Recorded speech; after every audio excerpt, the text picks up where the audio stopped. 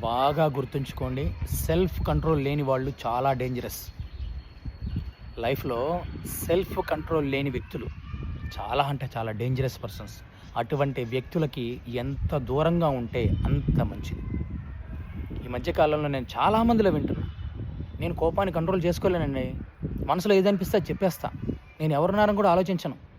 నాకు ఏదనిపిస్తే అది చెప్పేస్తా. అస్సలు కోపాన్ని కంట్రోల్ చేసుకోలేనండి. కోపాన్ని కంట్రోల్ చేసుకోలేకపోతే జీవితమే నాశనం అవుతుంది. సెల్ఫ్ కంట్రోల్ లేకపోతే, మన మీద మనకి కంట్రోల్ లేకపోతే జీవితమే నాశనం అవుతుంది. ఏ రిలేషన్‌షిప్‌లో కూడా ఎవరు కూడా మనతో ఎక్కువ కాలము ప్రయాణం చేయరు, ట్రావెల్ చేయరు సెల్ఫ్ కంట్రోల్ లేకపోతే. ఆలోచించండి.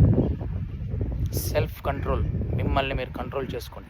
మాట్లాడే విధానం అవ్వచ్చు, కోపం అవ్వచ్చు, అరవడం అవ్వచ్చు, చుట్టుపక్కల ఎవరున్నారు, ఏంటి, మన వ్యక్తిత్వం ఏంటి, మనం ఎలా బిహేవ్ చేయాలి, మెచ్యూర్డ్‌గా ఉండండి, పాజిటివ్‌గా ఉండండి ఆల్వేస్. అందరూ మనల్ని పలకరించడానికి ఇష్టపడాలి.